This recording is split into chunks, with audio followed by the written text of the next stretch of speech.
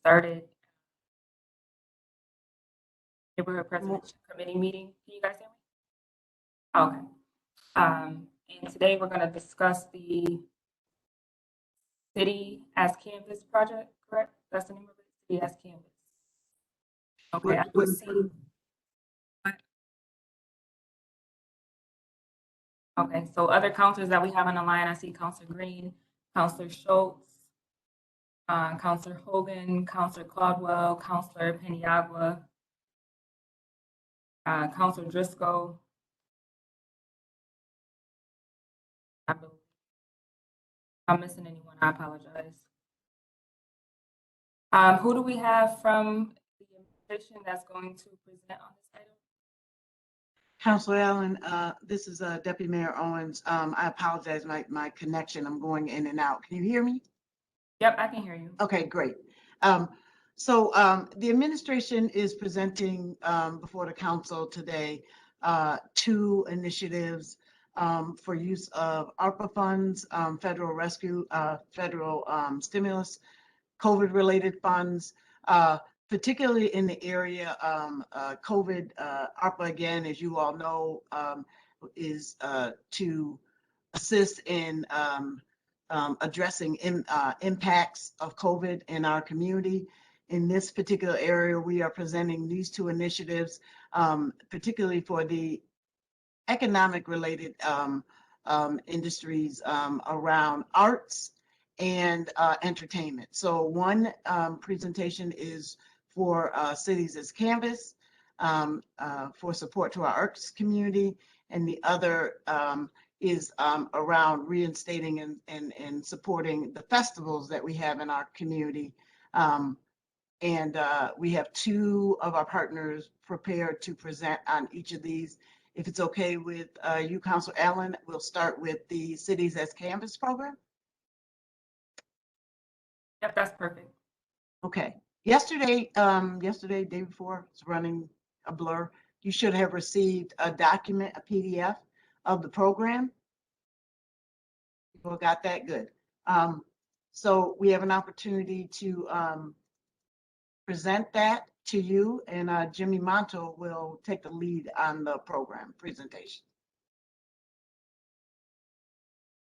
Hi, everybody. Forgive me for my non-COVID cold voice that I have. I tested twice. I don't have it, but I definitely have the voice like I do.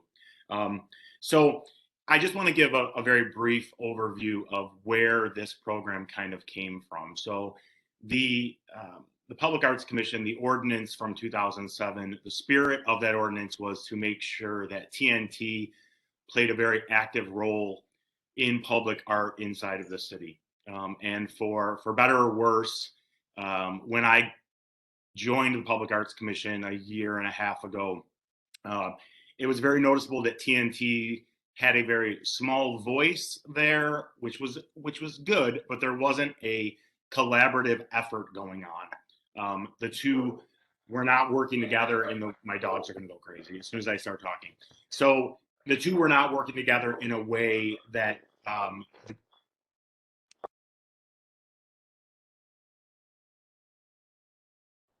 every time the mailman comes, every time I'm on a Zoom, so forgive me.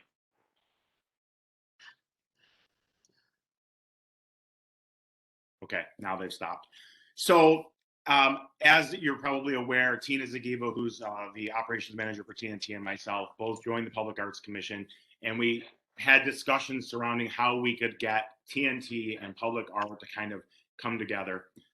And then this opportunity arose. Obviously, as I don't think I have to explain, arts and the community itself has suffered tragically from this pandemic, as has every industry inside of this city, small businesses and those independent artists, muralists, right down to people who make jewelry have suffered terribly. So this is our attempt to try to get some money back in their pockets, and more than just that, to form a collaborative network between TNT, the Arts Commission, and the actual arts community. And if you have questions about I'm sorry for the long 12-page document that we submitted, but we tried to be thorough. The connections that we've already made with this program, as you'll see on the last 3 pages of the document, We have already partnered with the Delavan Art Gallery, who separately has raised almost $7,000 for us via an event that they have donated to TNT to supplement what we believe will be our first pilot. The Charlie Sams has also donated $1,500 from the Montgomery Street Coalition, and that's money that they raise during the Arts and Crafts Festival. We also have a letter from the organizations Gifford Allen Community Foundation, Reisman, John Bed Snow, and the United Way, a letter of support, not committing financially yet, but saying to us, we support this, especially because it has an educational piece attached to it. For every project that we do with this money across the 8 sectors, there will be an educational piece attached to it. And I'm happy to field as many questions as I'm excited about it, so I'm happy to be here to answer every question you have. Councilor Allen and Green, if there's any part of the document you received that you would like me to share, I can do that as well. Okay, I do have, I'm trying to flip back and forth to, what's the, remind me the dollar amount again that would be supported for this? So it's $250,000 total. So the TNT ordinance is written, so monies that TNT receives from the city, which this would be considered something from the city, are always equally divided across the 8 sectors, which for anybody who doesn't know is North Side, South Side, West Side, East Side, Eastwood, Lakefront, Valley, and Downtown. So that's $31,250 to be exact. That would be divided over the 8 sectors and go towards murals in those 8 areas. Now, that doesn't mean it only has to be 8 projects. I have a great example that we've been working on now. There is one of the sectors has a very small shed that has a beautiful painting on the side of it that sits next to a community garden, which TNT actually collaborated with a neighborhood association to build a garden. That painting has become dilapidated over the years. It will be very cheap to actually fix that little mural, but the hope is that this program is not a one and done. My goal is, our goal, I should say, is not to take the $250,000, spend it down, and then just throw the program away. Perpetuity is, always my goal when it comes to these types of projects. We very often will see a mural go up and then not think forward enough about taking care of it for, as long as it possibly can last. So we are definitely thinking ahead to that. Okay. So the $31,000 that each sector would get, the entire $31,000 has to be spent on the actual artwork. Yeah.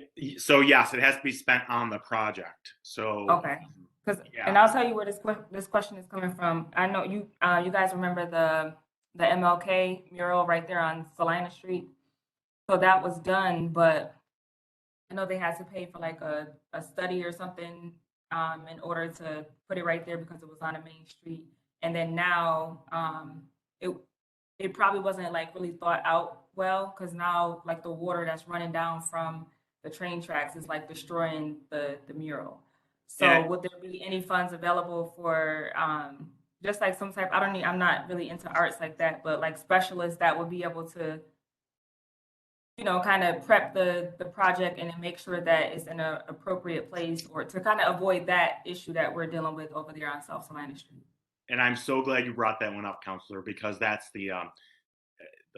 it's been a problem. Is we've, you and I have talked about it before, and we've had a lot of discussion. So we're not going to use that method that they use to paint that mural. Okay. So I will tell you that on another note, though, there is money left from that grant that that painted that mural. Home Headquarters, who does TNT's finances, they were holding that money for that mural. They have transferred that money to TNT. We now have control of actually trying to get it fixed. So when spring gets here, myself and Burke have an appointment to go down there and try to look at it and figure out what we can do to fix the problem. Aside from that, we will not use that method. They, unfortunately, when they painted that mural, the study that they didn't prep it properly, and it probably should never have gone there because it's a rusty railroad bridge that is now leaching rust water all over the painting. So, you know, we're going to be very careful. We've learned I mean, that wasn't a TNT project at the time. It was a couple of people doing that project through OOMPA grant money. So to answer your question in short, we will not let that happen Okay, again gotcha. if we can help. All right, any other questions? I have a question kind of on the same lines of that. How do you or do you get involved other regulatory agencies or people? For instance, if North Side decides they want to paint the side of a building, how do you get the proper approvals to put it on that building? So that's a function of Kate with the Public Art Commission to get the necessary permissions through the commission. So if it's railroad property, like what Councilor Allen was talking about, we would directly contact the railroads and get them to agree to let us do it. Now, that sometimes works out. Very often that does not work out because once you paint something on a place like that, they want nothing to do with the maintenance of it at all. Private property is a little bit different. If we paint the side of a building downtown that is owned by an accounting firm, Kate will get the necessary permissions, make sure that it's viable. And with this project, one of the things that we're talking about that I think has been lacking over the years is the maintenance of it after. So depending on what materials they're using, which these will be local materials, I can guarantee you that, but depending on the materials they use, the lifespan of the project varies. So we want to talk about that before we just start slapping paint up on a building.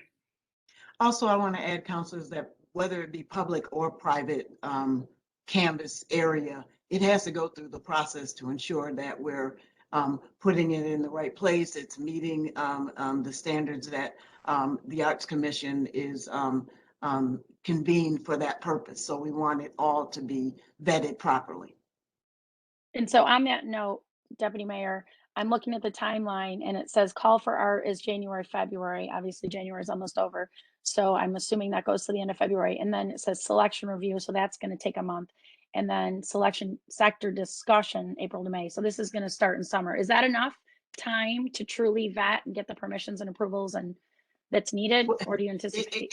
It definitely is a tight window, but for most of the art we're talking about, we need to catch it during the season where we can do most of the work. So absolutely, we're going to be on a very tight window.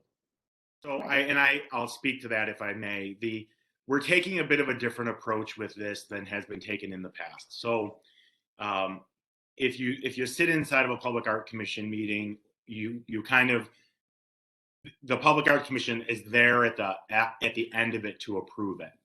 With this type of collaboration, we're actually going to be running parallel with each other. So our application process through TNT will help to check a lot of the boxes that the Public Art Commission application also requires. So instead of us working separately and then converging and saying, okay, well, this doesn't fit or this doesn't fit, we'll be working together the whole time. So for instance, we already have 2 spots that are approved places. And we've been out ahead of that. We just haven't been public with it because the last thing that I ever want to do is tell this arts community that we have money for them that we don't have yet. So we have 2 places, one on the north side, and I have to look, that's Taylor Street. And then we have the side of the Delavan Art Gallery, which is probably our pilot and our biggest project to kick it off.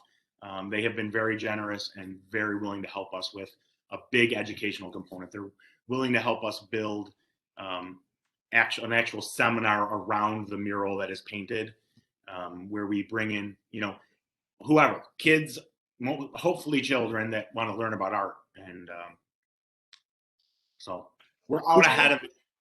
I'm sorry, go ahead. You're still asking. Okay. One last really quick question is, do you know what percentage of the monies are going to be spent on materials, which I know you're buying locally, which is great, versus paying the artists to do the work? So I think that's a moving target depending on how big the project is. But what we already have done, we've gotten Sherwin-Williams to already offer us a pretty sizable discount for paint. So they're local, and most of the artists, they sell every kind of paint. I asked, that was one of the questions that I said was, am I going to get an artist that says I can only get the paint that I use from, Texas? And they said, no, we can get our hands on anything that they need. So I think that will move with the scale and, how expensive the artists are. But again, they're going to have a budget that we're working with, but there's nothing that says that we can't offset that money with other dollars. And that's exactly my point with every project that TNT undertakes. I don't think if someone hands me a check for $5,000 that has to be a $5,000 project. We just did it in Washington Square Park. We got $75,000 from the Community Foundation for a spray pad. It was not going to pay for the spray pad. Parks came to the table. Boom, we got together and it's going to get done. So we will take the same approach with this that we do with everything. Not just city money, everybody else chip in because this is a good idea. Jimmy, I wanted to ask a question. So each community represented by TNT gets their $30,000, and then they get to choose if they want to do one great big mural for $30,000, or maybe they may choose 5 smaller ones for 5. I mean, they can do that. They have the ability to do that. Yes. So thanks, Councilor. So the plan is, and I guess let me talk big picture for a moment with TNT. So we were making gigantic strides with getting participation into our meetings before COVID. And obviously, we all know what happened. Getting in-person meetings has had to stop. Typically, our neighborhood meetings, the Zooms, they're attended, but they're not as well attended as in person. So inside of this program, TNT has marketing money set aside from the Community Foundation from a grant from 2 years ago. And, going back 5 years, TNT was on a shoestring budget. The city money was it would get spent out. And I think when I became president of TNT, the bank account had $700 in it. We're not in that position anymore. We've been smart, we've partnered up, and we have ways to market TNT. So I see this as a giant way to get people into meetings, right? We're going to get press around it. We're going to put out calls for artists. We already have an artist registry started. We have about 20 artists in there. We have not gone public with that registry purposefully because, again, I don't want the artists thinking that we have something for them that we don't have. So we will partner with CNY Arts. We will partner with every person we can think to partner with to get as many artists into this registry as possible and say, listen, throw at us what you can do, and then we will let the neighborhood decide. Again, Councilor, it's locations too. There's one of our sectors, Lakefront, where you have the Creek Walk. Like we're on the verge of finally a 5-year program there with TNT money that we've been raising money for. So there's going to be a lot of interest in some of these spots, but the locations are going to be limited. So. Thank you. I think it's a great program, community builder in all its aspects. So thank you for bringing this up. So Jimmy, can I ask a couple of questions there, Councilor Allen? So I just want to get the sort of like the logistics here. The concept for the artwork comes to TNT, and then at what point does the Public Arts Commission approve it? Because that's the standard practice. They have to approve it, correct? Yes. Okay, so they'll approve it. And I just have a little concern regarding the neighborhood surrounding whatever the site is, being informed of what's exactly going to happen at that site. And I imagine, like, as far as insurance and all that stuff, TNT's taking care of that? Yes. So the insurance is definitely TNT will take care of the insurance part of it. Everybody working at it and all that. And you're saying local artists now. I imagine you mean just city artists, correct? Yeah, ideally city artists. So What do you mean ideally? You mean city artists, well, right? we've asked for residency to be inside of Onondaga County to try to build our registry up. So the only time that I think that we would entertain a non-city artist is if we're sitting and there's nobody in the city, but let's just use DeWitt. Let's say someone lives right over the border of the city. They work downtown. They're an artist. They're their apartments in DeWitt or their apartments in Lincourt, which is town of Salina bordering the city. I think we said that because we don't want to limit it to a situation where someone lives close by but is invested in the city and has done work in the city, et cetera, et cetera. But ideally, city resident, and ideally all materials from city businesses. Well, I sort of, if there's a city artist that has a concept and there's somebody from DeWitt or Fayetteville has a concept, I imagine the city artist would have sort of a leg up as far as residency goes, correct? 100%. Okay. And here's another, I think it'd probably behoove you. Has the people in the, because I've never heard this discussed at a TNT meeting, and most of us counselors go to a lot of TNT meetings. How are you going to talk to the TNT, the people that attend those meetings, and say we've chosen to do this with city money rather than like buy police cameras? Maybe that's the deputy mayor too.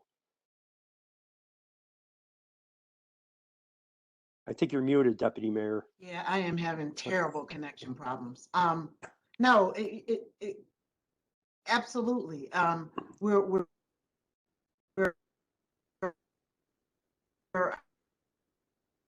I don't know if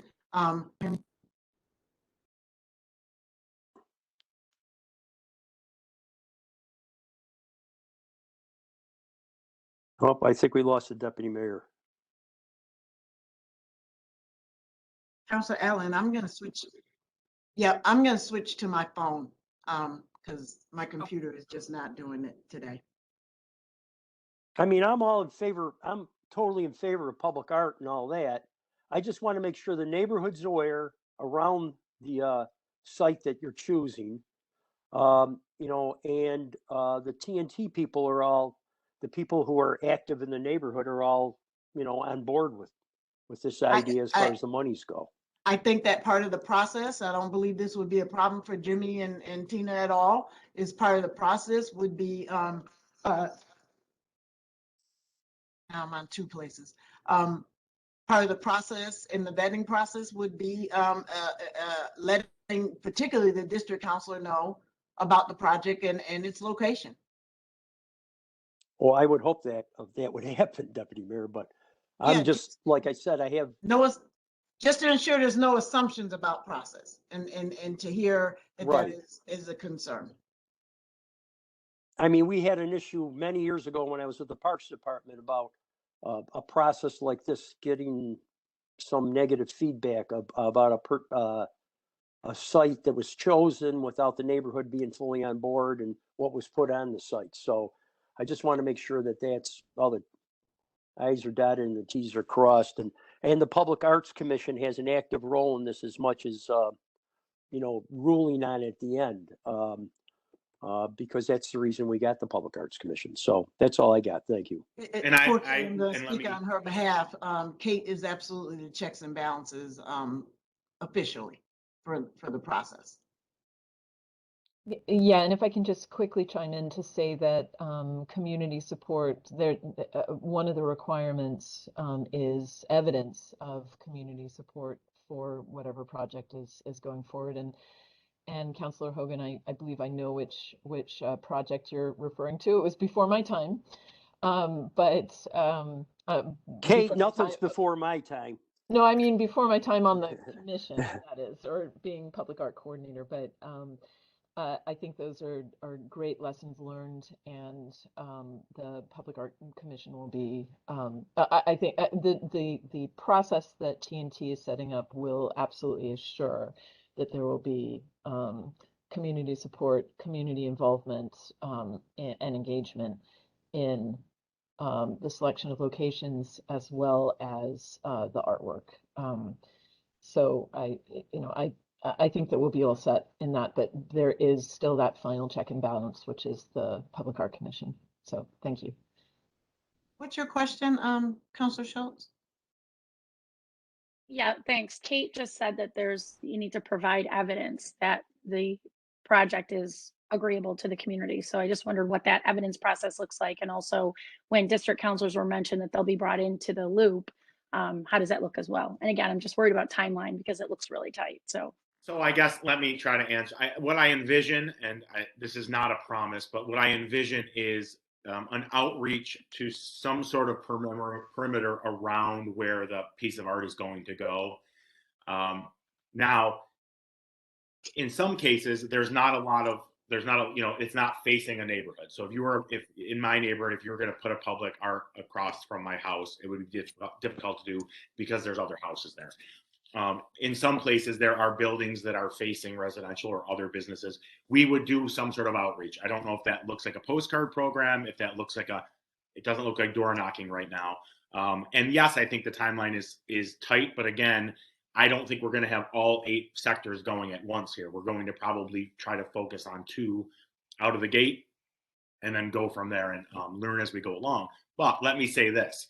I absolutely, Councilor Hogan, my biggest fear is ever doing something in a neighborhood where the neighbors are not on board with it. First of all, I don't want to hear the phone calls that come with that. The minute that something starts, and it happens no matter what. You could put up community gardens, for instance. You're always going to have someone that calls and says, I don't like it. I don't like the idea of it because of this, this, and this. I expect that no matter what. But if we can get community buy-in, for the most part, then we're happy. And we always do that with TNT. At least, during my tenure, TNT's been around for 22 years. I'm sure there are times when they did not do that and just went ahead with something, but that is not the current state of affairs with us. Thanks, Jimmy. I'll bring it up tonight at the TNT meeting tonight and on the north side. So thanks, Pat. And the reason we haven't really, we've held back from, I had someone call and kind of want to run like a story about it because it's online and artists are talking about it. And I'm careful to do that at the TNT meetings because people get excited. And until it's a done deal, I get worried about doing that to neighborhoods that are very in favor of public art. All of these sectors, they're in favor of prettying up spots that are not pretty. I had a conversation recently with someone and they said, it looks like we're trying when we do things like this. And I think that's key. You drive through Rochester, Philadelphia, Buffalo, there are these massive public art projects with paintings. And even in some of the worst neighborhoods, I was in Philadelphia recently, and if you've read it all about Philadelphia recently, they are struggling. But even in some of those pockets, you can see that someone's trying. And I want that feeling here that we're always trying no matter what. Jimmy, it's been my experience at the north side TNT, the folks get excited. Whether they'll get excited about art, I guess we'll find out tonight. They certainly get excited. Yeah, they definitely get it. You are correct. So we do have one other question in the chat from Councilor Schultz. She said, what happens if all the funds and projects are not spent or completed by the end of the year? Do the funds roll over or? And that is a question I know that the ARPA packet is about 400 pages. So Jennifer and Sharon, I don't know the answer to that question as far as. Jen, could you speak to that, please? Yeah, so I mean, I think so ARPA gives us the ability to commit ARPA funding through December of 2024, which sounds like it's still quite a ways away. Our philosophy for the vast majority of our ARPA funds is that, this is a recovery-based program, and we are really trying to get money out into the community, into the hands of artists and businesses and beneficiaries that, that need it, and to make our infrastructure improvements sooner than that. So I think when we spoke to Jimmy about the timing for this program, our hope was that this money would be spent on projects that would be implemented this summer and next summer. But at the end of that period, if all the money isn't spent, we're going to take it back and spend it on another priority that's needed.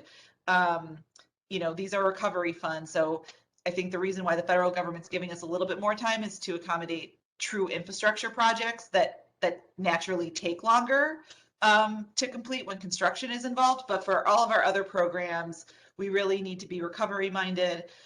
So I think our hope is that, really this funding supports projects really just through the summer of 2023. So technically we have a little bit longer, but we really want this program to be completed at the end of the summer of 2023. So our contract with TNT would stipulate as much.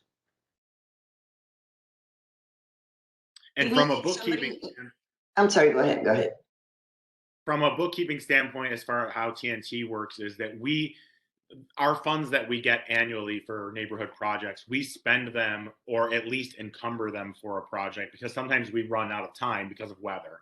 So we are very careful to encumber funds for a certain project, and that money always gets spent on that project unless it becomes impossible to do that project, and then we come up with another plan for it. But again, we will follow the city's lead on that big 400-page stack of rules and regulations. Jimmy, one last question from me. If somebody would want to donate a wall or a site for you to consider to do a mural, do they go directly to you? Where do we send them? Yeah, to us would be fine, or to Kate would be great. Either place. We'll talk to each other and make sure that we're figuring out if it's viable. And again, I'll defer to Kate. If someone just called and said they have a wall, and my first call will be to her to get that ball rolling. Okay. Thank you. Okay, thank you. If there's no other questions, I'm going to pass it over to Councilor Green so we can move on to his item. All right. Thank you, Councilor Allen. So this has to do with the proposed downtown festival fund. So Deputy Mayor Owens, do you want to tee this one up? Yes, again, the city is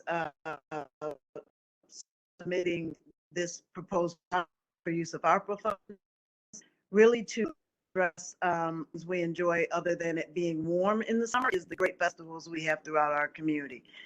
Without question, we miss that sound of festivities throughout our city during COVID, and this fund that we're proposing is an opportunity to give a one-time limited infusion of resources to these festivals to get them back on track in our city. I have both Jen and Merica Trier here to present this program. Sure. Thank you, Deputy Mayor Owens, and thank you to our common councilors and the guests that are here today.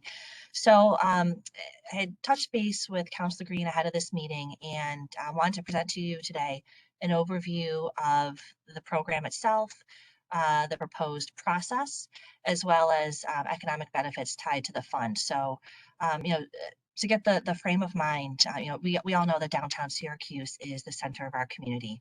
It's a place where our community members converge, and festivals and event programming contribute to a vibrant community and enhance the platform on which a variety of cultures and traditions are celebrated. They provide an opportunity for our community members of all ages and cultures to connect and explore the spaces around them. By bringing these events and festivals into our downtown community, we are able to build upon that vision to have this vibrant center that's alive with arts and entertainment, cultural experiences, which makes it an attractive destination for our residents, for our visitors, for our employees.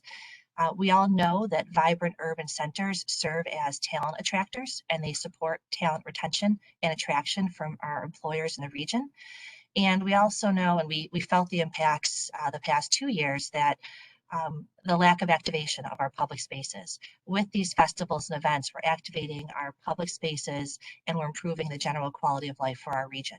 So what we have proposed is a Syracuse Festival Fund that would be administered by the Downtown Syracuse Foundation. If the funding is approved by the Common Council, we would then prepare the administrative documents, and an announcement would then go out about the availability of funding. Any organization that is interested in being funded would need to submit an application at least 3 months in advance of their event. And for context, most event organizers are underway with planning for their event at least 6 to 10 months in advance of when they host their event. So we're looking for applications, just knowing the time frame here, at least 3 months in advance of their planned event. Applicants would need to be a certified 501c3 or C4 organization or have a municipal sponsor. Our application would request, a bunch of items. So obviously we'd be looking for who is the organization that is applying for these funds? How long has the organization been in operation? What is the event? Can you give us a description of your event? Where is this event planned to take place? for ARPA, they need to be, majority would need to be happening in qualified census tracts that are in and adjacent to various business districts. We'd be asking the organizers for a description of their event. Is this an event that was held pre-pandemic, or is this a new event that you're proposing that we know several events that had been teeing up to happen just as the pandemic summer hit? So, is this a new event that was, impacted by the pandemic? ARPA, because of this source of funds, expressly allows for financial support of projects and events that are likely to attract visitors and tourists, especially to distressed neighborhoods or commercial business corridors that have been disadvantaged during the pandemic. So we would be asking event organizers for an estimate of their event attendance. So, that could be, what is their attendance? What was it pre-pandemic? For new or existing events, do you have an estimate of the attendance that you would expect? And then we'd be asking them how, what formula did you use? How are you coming up with the information to project these attendance numbers? So it could be based on projections, it could be based on similar events, it could be based on previous attendance. Because again, it is ARPA funded, we would like to ask the festival organizers to tell us, describe and quantify how your program was adversely or financially affected during the pandemic shutdowns, or the decreases in revenue or sales or performances, and how this specific grant will help that cause. We would also ask for a specific explanation, for examples of how these vendors that are part of the event were negatively impacted by pandemic-related restrictions. Because we have a diversity and a variety of cultures and fabrics that make up our Syracuse community, our hope is to be able to provide the stage for many different events and cultures and celebrations to have their festivals and celebrations happen in downtown. So eligible events should raise awareness of the arts, build appreciation for a diversity of cultures and traditions, create opportunities to celebrate the diverse fabric of our region, attract visitors, and encourage visitors to support local businesses. So we'll ask, how will your event accomplish these goals based on, either the location of the event, the specific programming associated with it, any partnerships you've made to execute the event. We'll ask about marketing, for marketing dollars, how is your organization going to attract a wide and diverse audience, and what formats will you use to undertake these efforts? And then we'll ask them just, some general budget information about what, how much are you applying for? What are you proposing to use these dollars for? We'll ask if there's other sources of funds that have been secured for the project, so that it gives you a sense of the application process that would be established. We do understand for downtown and across the community that there are a variety of event sizes and scales.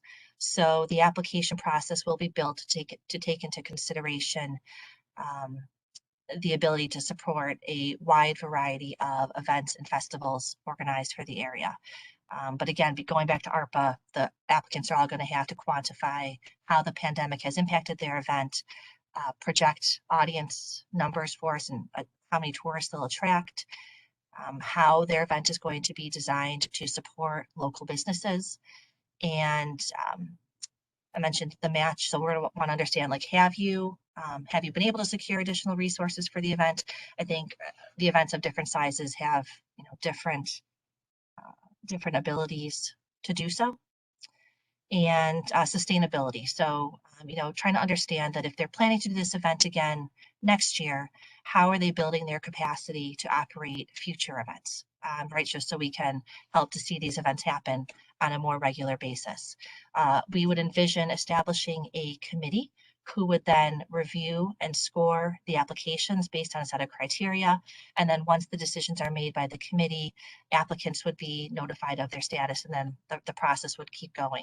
So we envision this more to be a rolling application, although I would hope most entities who are involved in the planning of these festivals and events would get their information in sooner rather than later, so that they would know if funds are committed to be able to pursue with their event planning. As far as how does this benefit the city, from an economic development perspective, the arts are key to recovering from economic uncertainty and are a key component in our recovery and future prosperity. We saw similar investments after the downturn in the early 2000s. But even in a down economy, what we've seen is communities are seeing an increase in their arts and activity spending.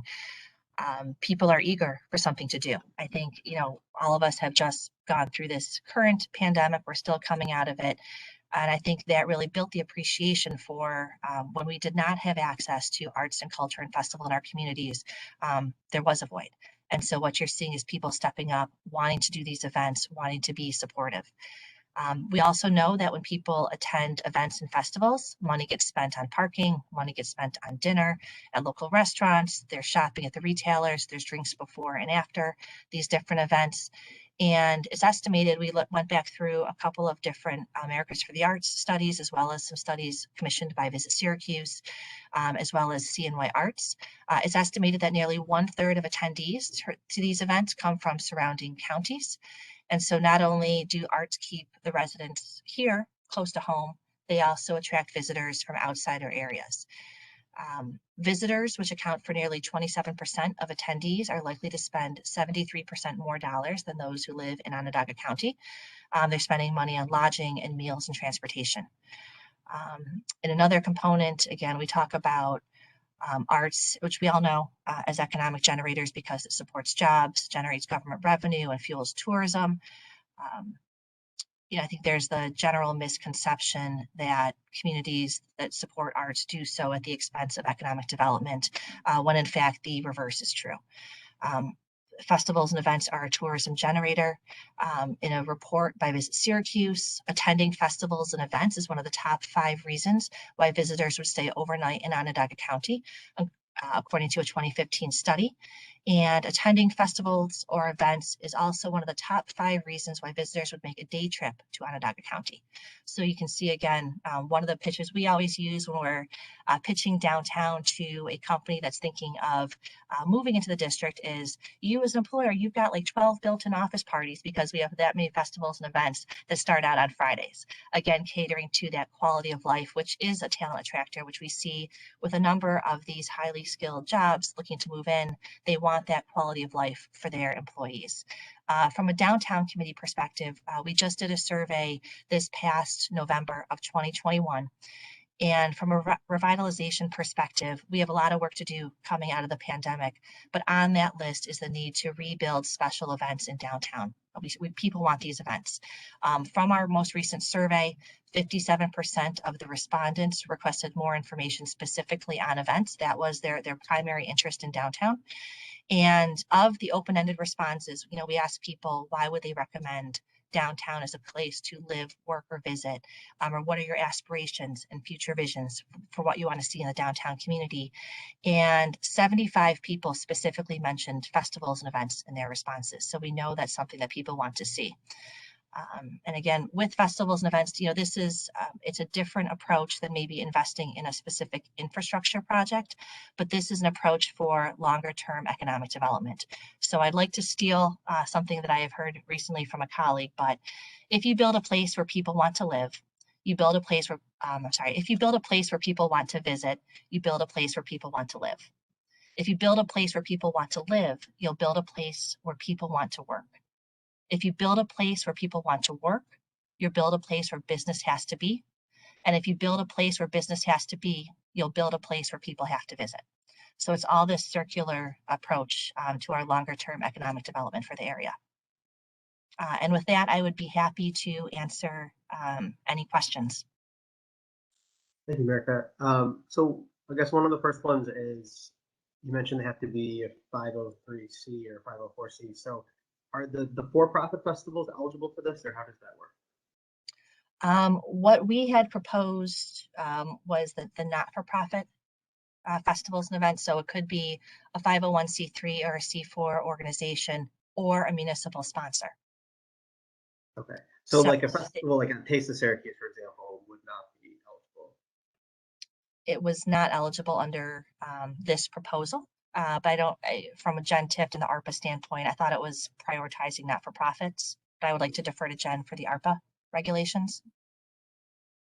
Yeah, I mean, I think there's no there's certainly no requirement that we have to limit this to not-for-profits from an ARPA perspective, but I think from the administration's perspective, we were most comfortable providing this fund to support not-for-profit festivals for a number of reasons. But obviously the for-profit festivals have many other revenue sources that they can avail themselves of, and they make a profit from the events, which I think is great. But we have so many other festivals that were really negatively impacted, and the artists and vendors and folks that they showcased during the festival were really the ones impacted. And so it feels like a little bit of a better use of the funds to focus it on the not-for-profit festivals and groups, but certainly open to feedback on that.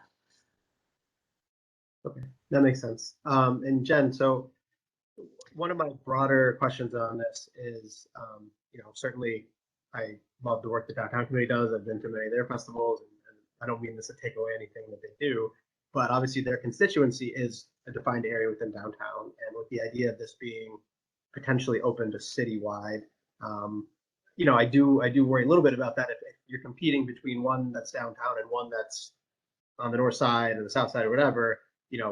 Having them be in control of that money could create somewhat of a conflict, as well as the project management fee, right, of 10%, which ends up being over $37,000, which is a good chunk.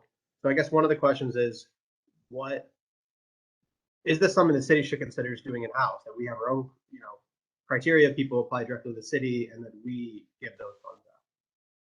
Yeah, I mean, we honestly thought about it, and the one thing that was sort of appealing, frankly, from the city's perspective was the fact that, the downtown committee, and really it's the Downtown Syracuse Foundation, so their 501c3 foundation arm, they have a history of administering funding for festivals, which I think they previously received through Senator DeFrancisco. And so they kind of have infrastructure and a process that frankly the city just doesn't have. So, we'd have to develop that on our own, and then we'd have to, figure out a way to use our accounting systems and keep track of all of this. And we'd have to identify a group within the city, who's going to manage it. So it started to feel, just from a level of effort perspective, like a lot for the city to take on in terms of the administration of it.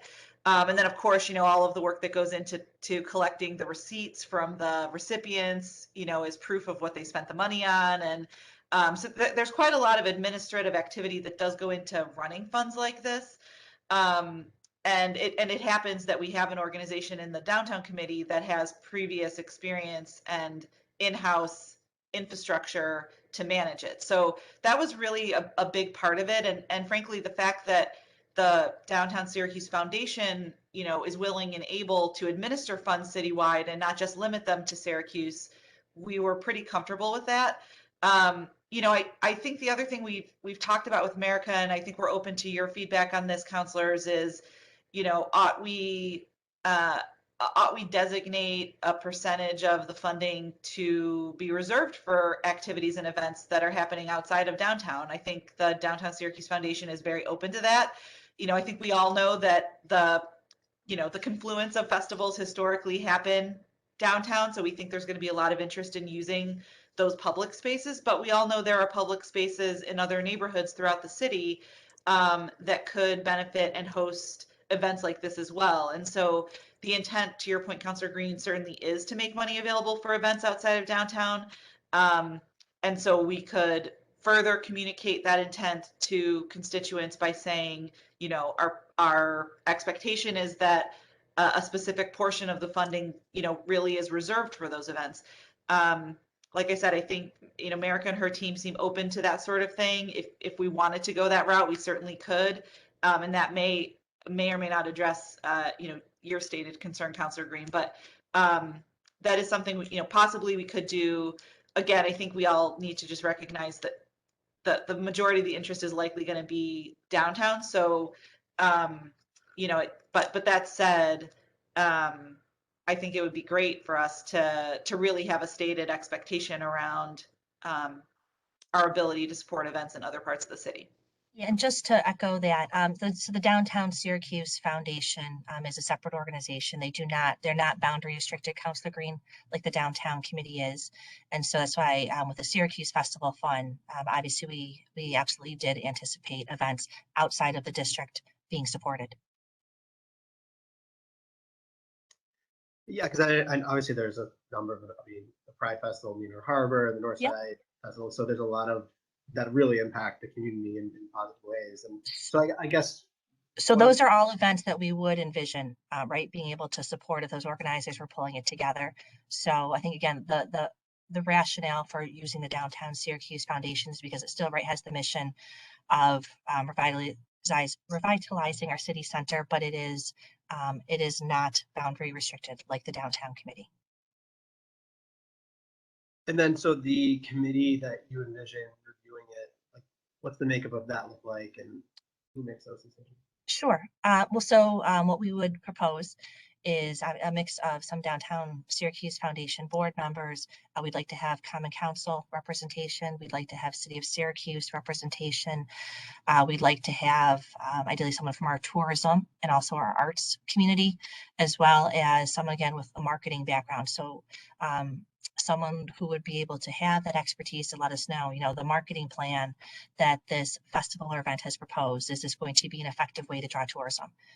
So that had been the initial thought process behind it. And then we as a Downtown Foundation would be doing all the administrative work of sending out the announcement, bringing the application, logging the applications that come in, pulling the committee meetings together. So we envisioned this being a committee process with that type of representation included, who would be making the decisions and the awards. And do you envision there being a limit of how much one festival can get, or how would that?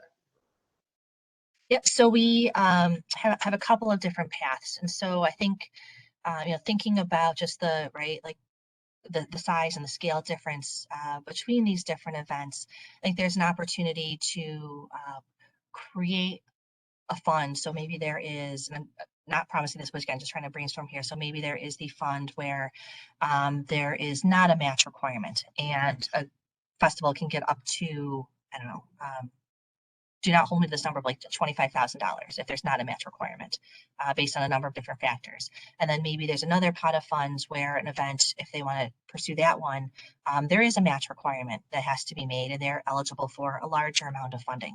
So I think there's different ways to structure it to be able to support a number of different events and cultivate a number of different experiences for the community.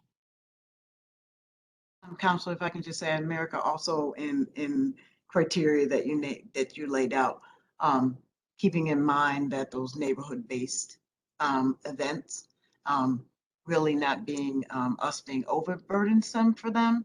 Many of those neighborhood-based events aren't looking to attract tourism; they're just looking to bring the neighbors together. And that's where I think, to your point, Deputy Mayor Owens, I think there's there's the capacity of some of these different organizations. And so making sure we're able to provide the support to a variety of levels of sophistication, right, as far as event planning and vision.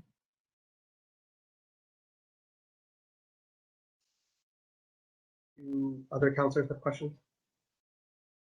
I don't know if I have a question, Councilor Green, but I certainly have a comment. Before the meeting, I sent an email to all the city councilors, and I actually sent some pictures of a festival. And I, as many of you know, I worked for many years in the City Parks Department, and at the end of my tenure for 15 years as Deputy Commissioner, I was in charge of downtown events. I worked with Marikey and some of her predecessors and some of the people who are still at the Downtown Committee. And at that point in time, when downtown Syracuse was basically dead, Mayor Young had become mayor, and having been state fair director, he had decided in an attempt to enliven a resurgence of downtown by putting festivals downtown.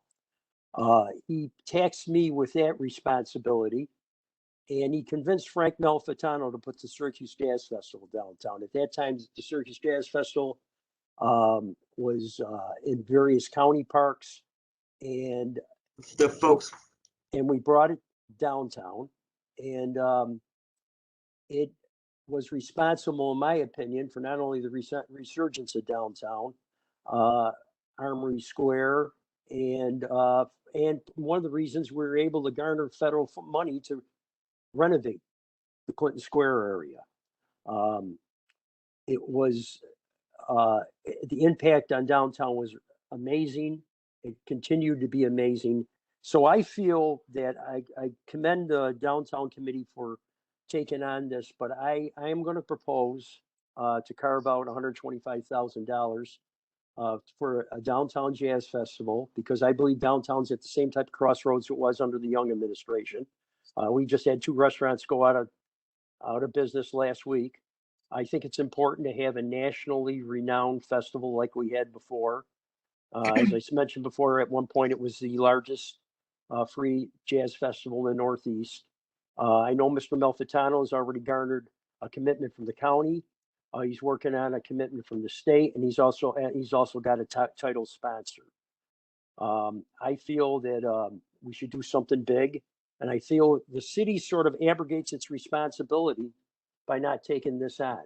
I'm fully in favor of the $250,000 to go to the downtown committee, and if any kind of funding they want to get to any of the other festivals. But I strongly believe we should throw the ball into the end zone and have something big downtown this summer to let everybody know that downtown's back open again. And I think we should go with a proven, successful festival that's been run in a professional manner that garners national attention. So thank you, Councilor Green. Thank you, Councilor. Other questions from Councilor?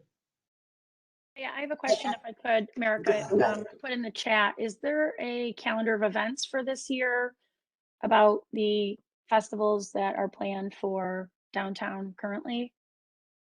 If anyone from the Parks Department is on here, they would be the best keepers of that information.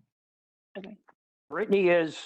Hi, that calendar is in works. We are meeting with a bunch of returning festivals as well as some reaching out about new events through downtown. So that is in the process. Great, awesome. And the reason I asked that is, for instance, if this new festival came to you, not for profit, and they want to do, I don't know, baby dance festival, and they say, let's do it for July 2nd weekend. And here's all the pieces and parts, and we have all the money, and this is great. And then all of a sudden, there's been this other festival that's been brewing, trying to get their approvals. And then a week later, they say, oh, we have a competing festival in Hanover Square that's, you know, Chili Fest. And now we've got Baby Festival, and they're right there. Like, is that good to have multiple? Is it competitive and it's not good? If there's one in Eastwood and there's one downtown, like, how do you're the expert, so how do you manage that in a city when you have multiple at once, and would you support that?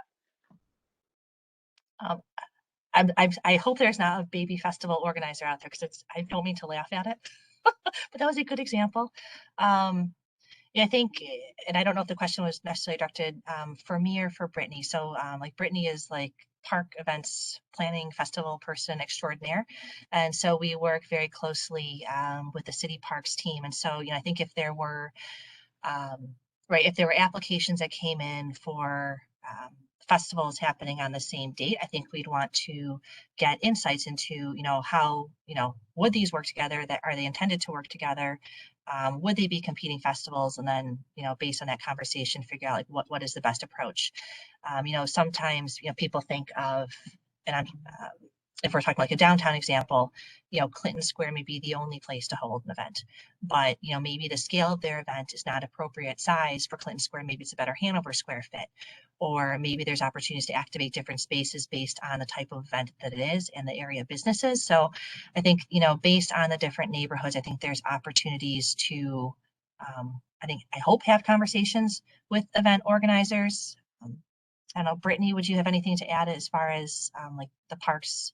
I'll chime in really quick as Parks Commissioner. Okay, thanks, so Julie. I will just say that the first step for anybody who wants to have an event, if this idea is brewing, the first step really should just be to see if the calendar is available, if the location is available before you're even going for any sort of funding.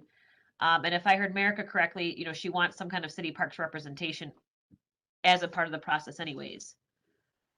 So if somebody's planning something and hasn't spoken to the Parks Department, they're sort of jumping the gun to begin with. And I think, again, This it's is different events. Deputy Mayor, just real quickly, that coordination is critical because it's not just the Parks Department, DPW is involved. We need to make sure there's cleanup, there traffic control with SPD. So there are so many different moving parts when it comes to events, particularly festivals in our community. And it all starts with Brittany and her staff. And then sort of tangentially to that, you know, I think the opportunity to activate different neighborhoods and kind of create these pockets of activities help to serve as connectors to get people moving throughout our district and throughout the neighborhoods.